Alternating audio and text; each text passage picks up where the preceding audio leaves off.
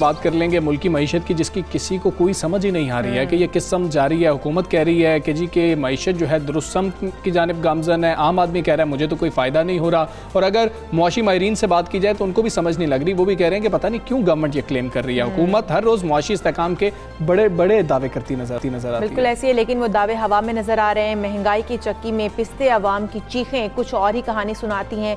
उधर IMF रोज़ नया मुतालबा लेकर आ जाती है और हुकूमत चुपके से आलमी इदारे के सामने घुटने टेक देती है। IMF की पाकिस्तान में मौजूदा नुमाइंदा ने भी इस हवाले से कहा कि तवानाई के शोबे में गर्दशी कर्जों में कमी के लिए बिजली की कीमत में इजाफा करना होगा। अच्छा, स्टेट बैंक के हवाले से भी उन्होंने बात की कि हमने स्टेट बैंक की खुद मुख्तारी के हवाले से पाकिस्तान को कुछ नहीं कहा था। उनका मजीद कहना है कि कोरोना की तीसरी लहर में पाकिस्तान के मजीद कर्जे मौखर करने पर भी गौर हो सकता है, जबकि मुल्क की बरामदात में मुसलसल कमी रिकॉर्ड की जा रही है और मार्च में सालाना बुनियादों पर कई ममालिक के लिए बरामदात में कमी हुई। इससे पहले भी बरामदात में मुसलसल दूसरे माह कमी रिकॉर्ड की गई थी और मौजूदा हुकूमत अपने इब्तदाई 2 बरसों में बरामदात का सालाना हदफ हासिल करने में नाकाम रही है। जी हाँ, अगर रवा माली साल की बात करें तो हुकूमत ने बरामदात का हदफ 22.7 बिलियन डॉलर मुकर्रर किया है।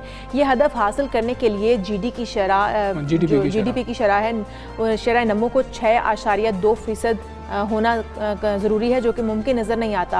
अदरवाइज़ फिर जो है वो वही हमारा मुल्क जो है वो कर्ज़ों में जैसे पहले है, हमारी आवाम कर्ज़ों में है, तो ऐसे ही रहेगा।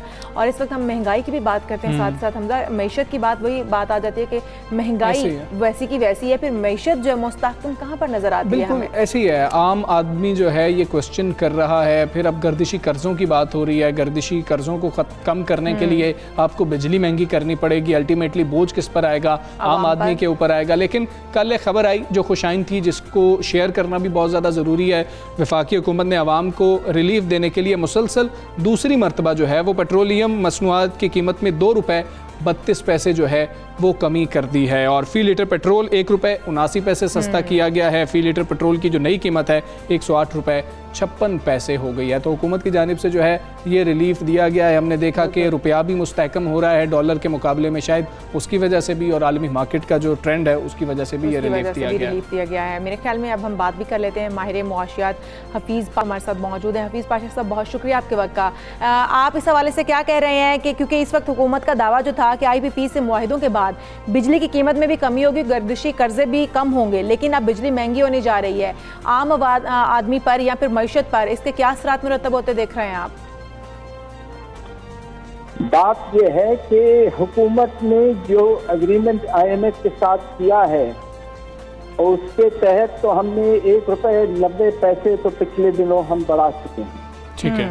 कुल जून के एंड तक सब मिल मिला के तकरीबन 5 रुपए का इजाफा करना है आपको फी किलोवाट आवर मिल्क में। सही। अब आप ये सोचिए कि जब एक शख्स जो है मिडिल क्लास हो या इसी लेवल पे हो लोग, तो उनके जो खर्चे हैं वो तकरीबन 40 से 50% उनके बिल में इजाफा होगा। उससे आपको अंदाजा हो जाएगा कि लोगों पर कितना इसका भारी असर पड़ेगा। सनती शोबर पर इसका असर 25 से 30% होगा और ख्याल ये है कि इससे खास तौर पे आपके एक्सपोर्ट जो हैं वो बुरी तरह से मुतासिर होंगे। ठीक है। इसलिए कि कॉस्ट ऑफ जब आपकी प्रोडक्शन बढ़ जाती है तो आपकी कंपेटिटिवनेस कम हो जाएगी, तो एक्सपोर्ट कम हो सकते हैं, प्रोडक्शन कम हो सकता है और अफरात ज़र में इजाफा होगा इस बड़े इजाफे के नतीजे में। ठीक है। ठीक है सर, ये बताइएगा, हुकूमत तो कह रही है कि रुपया मुस्तहकम हो रहा है, हम देख भी रहे हैं कि रुपया जो है वो मुस्तहकम हो रहा है, तरसीलात ज़र भी बहुत ज़्यादा आ रही हैं, वज़ीर आज़म इस मामले में खुश भी हैं। इन दोनों चीज़ों का क्रेडिट किसका बनता है? और अगर हम क्रेडिट दे भी रहे हों, क्या मईशत दुरुस्त समत में है? क्या तरसीलात ज़र जो है बढ़ने की वजह यह है कि वो लोग पाकिस्तानी गवर्नमेंट पर यकीन कर रहे हैं या फिर लोगों के हालात इधर इतने मखदूश हो गए हैं, जो बाहर लोग मौजूद हैं उनको ज़्यादा पैसे भेजने पड़ रहे हैं? यह आपका बड़ा मुनासिब सवाल है। देखिए, जो आपके रेमिटेंसेज इसकी बढ़ने की वजह से आप ये सोचिए कि रेमिटेंसेज में 26% इजाफा हुआ, जो तारीख में कभी नहीं हुआ था जी। और उसके वजह से आपका जो तिजारती या करंट अकाउंट इसका जो खसारा है खत्म हो गया है और अब आप पिछले 8 महीने में सरप्लस में रहे हैं माशाअल्लाह, अल्लाह के फजल से जी। मगर अब सवाल ये पैदा होता है कि रेमिटेंसेज में इजाफा क्यों हुआ है और क्या ये मुसलसल ये इजाफा रहेगा? जी, मेरा ख्याल ये है कि जिस तरह आपने कहा कि यहाँ चूंकि बेरोजगारी वगैरह में इजाफा हुआ है, तो जिन घरों में पैसा आता है बाहर से, उसमें ज्यादा जरूरत पड़ी है। ठीक है।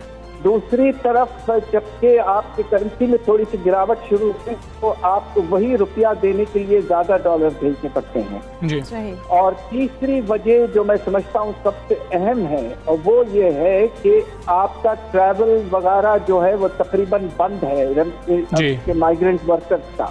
जी। और एक लिहाज से एक और चीज भी आप चाहें तो ये देखें कि हुंडी से अब हमारे ट्रांजैक्शन ऑफिशियल अकाउंट पे आ गए हैं। हाँ जी, इसमें हमारे बैंकिंग सिस्टम की कामयाबी। ठीक है बिल्कुल। सर। तो सर पाशा साहब, मार्च में हम देख लें ना तो सालाना बुनियादों पर कई ममालिक के लिए बरामदात में कमी भी हुई है। गुज़श्ता माह देखें तो कीनिया के लिए बरामदात में 31% की कमी है, सऊदी अरब ने 19% की है, और मुत्तहिदा अरब अमारात के लिए तो बरामदात में 10% की कमी रिकॉर्ड की गई है। एकदम बरामदात में इतनी कमी की वजूहात क्या समझते हैं आप?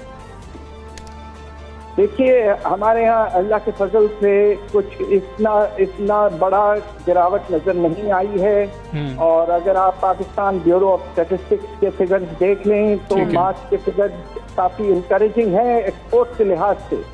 हमारा प्रॉब्लम कुछ और है। हमारा प्रॉब्लम यह है कि हमारे इंपोर्ट्स में उससे भी तेजी से इजाफा हो रहा है बरामदात के बजाय। और इसकी बहुत बड़ी वजह तो आपको पता है कि हम 3 ज़री शोबे के चीज़ें इंपोर्ट कर रहे हैं लार्ज क्वांटिटीज में। सबसे ज़्यादा कपास, फिर गंदम और फिर चीनी। तो हमारी पोजीशन थोड़ी सी मुख्तलिफ है। एक्सपोर्ट में भी इजाफा है और इंपोर्ट में उससे ज़्यादा इजाफा है। बिल्कुल ठीक है सर। अब हम बजट तैयारी के मरहले में हैं, इकोनॉमिक आउटलुक आपके सामने है। इन हालात में हमें बजट कैसे तैयार करना चाहिए, किन चीज़ों को मलहूज़े खातिर रखना बहुत ज़्यादा ज़रूरी है? अगर आप IMF के प्रोग्राम में रहते हैं और इसको आप किसी तरह से रीनेगोशिएट करके आगे नहीं ले जा पाते थर्ड अटैक की वजह से, जो आप देख रहे हैं कि थर्ड अटैक अब तकरीबन फर्स्ट अटैक के लेवल पर पहुंच रहा है, खुदा न खास्ता। अगर आपको IMF के प्रोग्राम में रहना पड़ेगा और वो मानते नहीं है, और शराइत जो आपने दस्तखत कर दिए थे कुछ दिन पहले उनको अगर आपको इम्प्लीमेंट करना पड़ेगा, तो ये तारीख का सबसे सख्त बजट होगा। अच्छा, उसमें क्या होगा जी? सबसे पहले सही से आपको तकरीबन 700 अरब के नए टैक्सेस लगाने पड़ेंगे, और उससे पहले आज से लेकर जून तक आपको आगाज में पहले ही कुछ चीजें करने पड़ेंगे। ठीक है। आपका जो कॉर्पोरेट इनकम टैक्स वगैरह उसमें इजाफा करना पड़ेगा। साथ साथ आपके खर्चों में आपको कमी लानी पड़ेगी, और जो हमारा खसारा है बजट का वो तकरीबन इस साल हमारा अंदाजा है कि 8.5% होगा GDP का। उसको इमीडिएटली एक साल में अगले साल आपको 8.5% से 5.5% पे लाना पड़ेगा। ऐसा तारीख में कभी नहीं हुआ है। सही। तो लिहाजा अगर हम IMF के प्रोग्राम में रहे तो तारीख का सबसे सख्त प्रोग्राम बजट होगा। बिल्कुल ठीक है सर, बहुत शुक्रिया आपका। हफीज़ पाशा साहब हमारे साथ मौजूद और हमें जो मुआशी सूरत हाल उसको वो किस नज़र से देख रहे हैं इस हवाले से हमें बता रहे थे। और हम हमेशा से बात करते हैं कि आम आदमी की मैशत तो उसका किचन है, कि उसका किचन कैसा चल रहा है, और वही सबसे अहम चीज़ है कि क्या आवाम तक जो मुआशी बेहतरी आ रही है, जो गवर्नमेंट क्लेम कर रही है, वो चीज़ें ट्रांसलेट हो भी रही हैं कि नहीं, समरात भी पहुँच रहे हैं कि नहीं पहुँच रहे हैं। चलें अब आगे बढ़ते हैं। चाल रकबे के लिहाज से सबसे बड़े सूबे की बात करते हैं जो बलूचिस्तान है। मुमलिकत खुदादाद का ये सबसे बड़ा सूबा है, मगर तरक्की के हवाले से बात कर ली जाए तो सबसे पसमानदा तरीन सूबा भी यही है। गवर्नेंस के फुकदान की वजह से सूबे के अवाम को सेहत आमा समेत बुनियादी मसाइल जो हैं वो हमेशा ही दरपेश रहे हैं। बिल्कुल ऐसे ही है। बलूचिस्तान के जो दही इलाके हैं वहाँ पर लोगों को सेहत आमा की सहूलियात फराहम करने के लिए बुनियादी मराकज़ सेहत बनाए गए हैं, लेकिन हुकूमती सतह पर अब भी बहुत से काम करने की ज़रूरत है। सेहत आमा से मुतालिक ये इदारे अब भी PPHI के मातहत हैं, जो कि बुनियादी सेहत की सहूलियात फराहम कर रहे हैं, लेकिन हुकूमत की सतह पर अभी तक भी कोई इकदाम होते हुए नजर नहीं आ रहे हैं। हाँ, 2007 में जो ये PPHI हैं, इन्होंने जब सूबे में काम शुरू किया तो इसके मातहत तकरीबन 400 के करीब जो थे वो बुनियादी मराकज़ सेहत थे, यानी कि BHUs थे। अब इनकी तादाद तकरीबन 761 हो गई है, और अगले साल तक मज़ीद 200 जो ये PHUs हैं ये काम, PPHIs हैं ये काम करेंगे और BHUs की तादाद मज़ीद बढ़ सकती है और इम्कानात हैं कि ये मज़ीद हो जाएगी। ये एक खुशाइन बात है। और 151 बुनियादी मराकज़ सेहत में लेबर रूम, 150 में जो है वो लेबॉर्ट्री कायम है जहाँ बुनियादी टेस्ट की सहूलत भी मुफ्त में दस्तयाब है, जो कि अच्छी बात है कि वहाँ पर काम हो रहा है सेहत के ऊपर। बिलाशुबा PPHI बलूचिस्तान के दही इलाकों में सेहत आमा के लिए बहुत काम कर रही है, मगर अब भी मैं वही बात पहले भी कर रही थी कि हुकूमती सतह पर शोबा सेहत में बेहतरी लाने के लिए मजीद इकदामात की ज़रूरत है। बलूचिस्तान के अवाम मुंतज़िर हैं इस बात के कि उनकी बदहाली पर सियासत चमकाने की बजाय उन्हें हकीकी रिलीफ फ्राहम किया जाए। हाँ, तो इसी तमाम तर सूरत हाल पर कि गवर्नमेंट इस हवाले से क्या कर रही है, मजीद अपनी गवर्नेंस को बेहतर करना होगा। तर्जुमान बलूचिस्तान हुकूमत लियाकत शाहवानी साहब ने हमें ज्वाइन किया है, उनसे बात करेंगे। लियाकत शाहवानी साहब, अस्सलाम वालेकुम, गुड मॉर्निंग सर। बलूचिस्तान के लोगों को अक्सर हम देखते हैं कि इलाज के लिए किसी बड़े शहर का रुख करना पड़ता है, उनको तो सूबे से ही दूसरे सूबे की जानिब आना पड़ रहा होता है। क्या अब उनको उनके इलाकों में जदीद सहूलियात मुहैया हो गई हैं? आप हमें जो करंट सिचुएशन है वो बताइएगा। इंशाअल्लाह बिल्कुल होंगी और यही हमारा विजन है। बलूचिस्तान में जो हेल्थ रिफॉर्म्स है उसका मेन मकसद ये है कि लोगों को उनके अपने एरियाज़ में हेल्थ की फैसिलिटी फराम की जाए, ताकि बड़े शहरों और हॉस्पिटल पे जो पेशेंट्स का दबाव है, प्रेशर है, वो कम हो। और इस सिलसिले में हमारे बेसिक हेल्थ यूनिट्स हैं जो 555 हुआ करते थे, इस गवर्नमेंट में बढ़ाते बढ़ाते हमने 761 तक ये इस्टेब्लिश कर लिए हैं। 102 RHCs हैं हमारे, 8 नए टीचिंग हॉस्पिटल्स बलूचिस्तान के मुख्तलिफ डिस्ट्रिक्ट्स में हम जो है ना इस्टेब्लिश कर रहे हैं। 8 ये हिस्ट्री है, ऐसा कभी नहीं हुआ। अच्छा। और बलूचिस्तान के जो कैंसर के पेशेंट्स हैं, इनके पास तो बलूचिस्तान में कोई सहारा आसरा था ही नहीं। ये अपने इलाज के लिए दीगर शहरों का, दीगर सूबों का रुख करते थे। अब बलूचिस्तान की हिस्ट्री का पहला कैंसर हॉस्पिटल, उस पर तेजी से काम जारी है। और एक और खुशखबरी बलूचिस्तान के आवाम के लिए, वो बच्चे जो कैंसर से मुतासिर हैं उनके लिए पीड्स ऑन्कोलॉजी अलहदा हॉस्पिटल इस्टेब्लिश कर रहे हैं। सिविल हॉस्पिटल में बच्चों के लिए उनके केयर के लिए एक अलहदा से एक पूरा ब्लॉक हमने इस्टेब्लिश किया है। और दूर दराज एरियाज में टेली मेडिसिन की फैसिलिटी भी हम फराम कर रहे हैं। 4 टेली मेडिसिन के जो सेंटर्स हैं वो बलूचिस्तान के दूर दराज एरिया, जाफराबाद, वाशुक, दुकी, मस्तोंग, वहाँ पे हमने इस्टेब्लिश किए। 10 और हम इस्टेब्लिश करने जा रहे हैं। सही। और इस हेल्थ रिफॉर्म पैकेज में जो 2.5 से 3 अरब रुपए ऑलमोस्ट बलूचिस्तान सालाना मेडिसिन प्रोक्योरमेंट और इक्विपमेंट मशीनरी के लिए एलोकेट किया जाता है। ये पैसे जो है ऊपर सेंट्रलाइज लेवल पे चंद लोग इसमें अपने किकबैक कमीशन के लिए जाली अद्वियात, सब स्टैंडर्ड अद्वियात वो प्रोक्योर करते थे और बाकी पैसे कमीशन की नजर होते थे।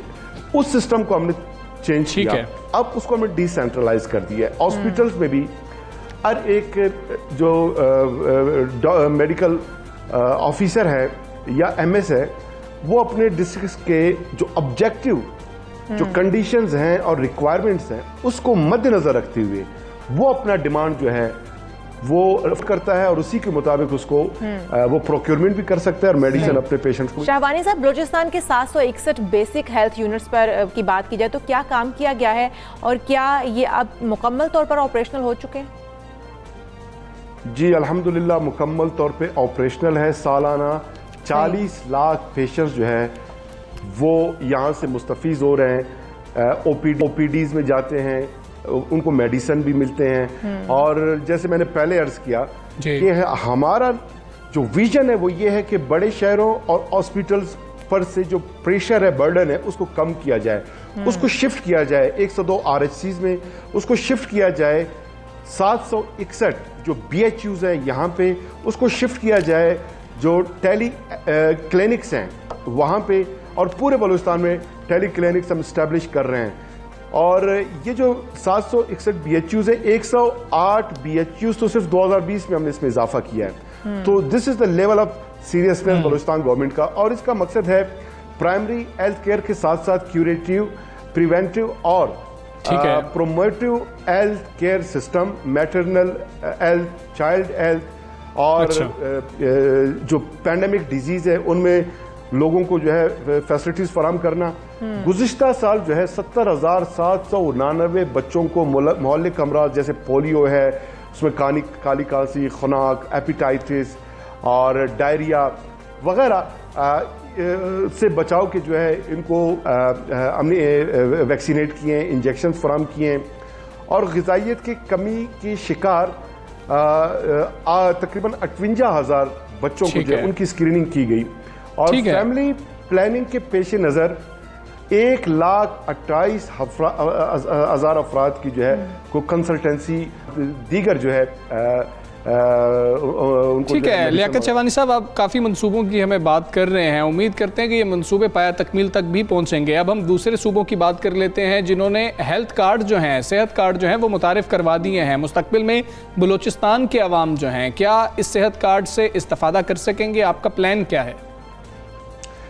जी, मैंने जिक्र किया हमारा सेहत कार्ड जो होगा, अब उसको सेहत कार्ड का हम नाम दें या कोई और नाम दें, जो मैंने जिक्र किया universal health coverage for 1.8 million families of the people of Balochistan. तो ये सबको हम जो यूनिवर्सल हेल्थ केयर जो कवरेज देंगे यूनिवर्सल हेल्थ केयर का, तो इसको नाम अभी तक हमने डिसाइड नहीं किया, कोई भी नाम इसको हम दे सकते हैं, लेकिन जो फैसिलिटी सेहत कार्ड के हैं, आई अप्रिशिएट केपीके गवर्नमेंट ने वो इनिशिएटिव लिया, फेडरल गवर्नमेंट ऑफ पंजाब में इंशाल्लाह बलूचिस्तान में हम अपना भी लॉन्च कर रहे हैं और इंशाल्लाह कोशिश ये करेंगे कि जो फैसिलिटीज हैं और कवरेज है वो सेहत कार्ड से ज्यादा हो, कम ना हो। शहवानी साहब, हम देखते हैं कि सेहत के बजट के हवाले से अक्सर सूबे रोना रो रहे होते हैं। क्या आपको तो किसी किस्म के सेहत के बजट के हवाले से कोई मुश्किलात दरपेश नहीं है? बजट पूरा है आपके पास?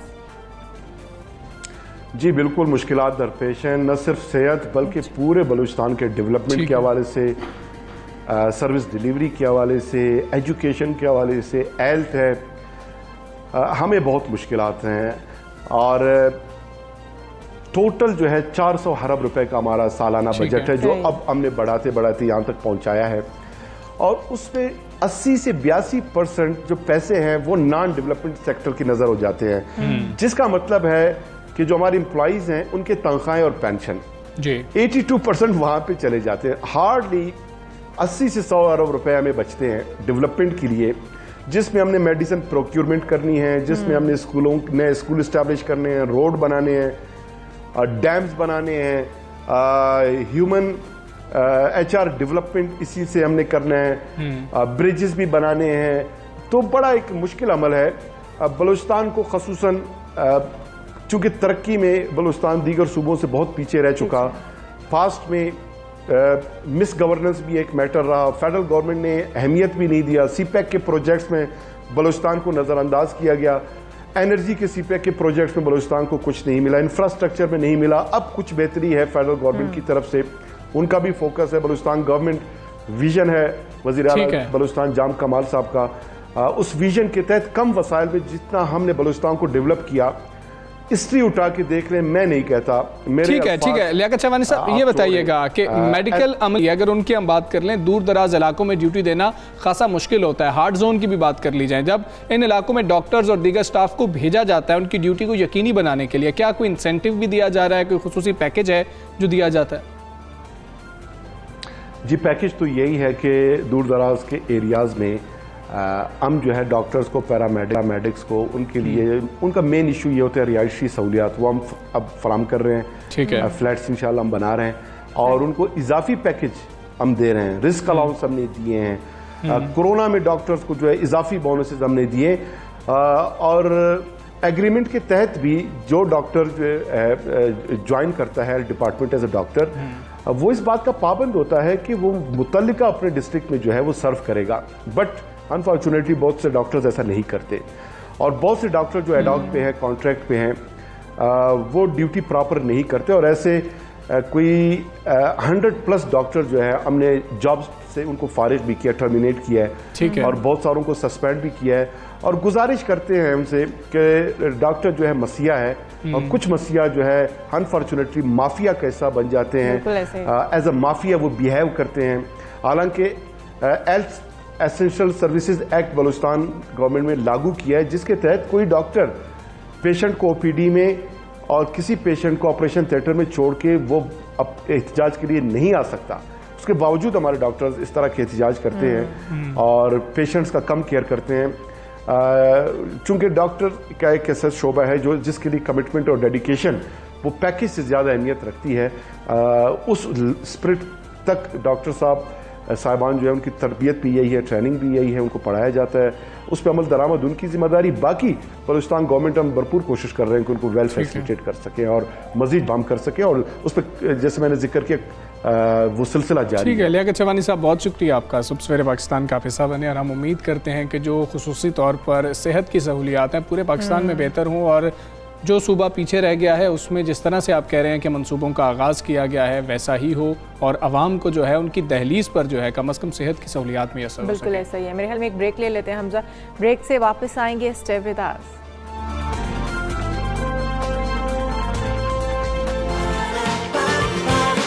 सुबह सवेरे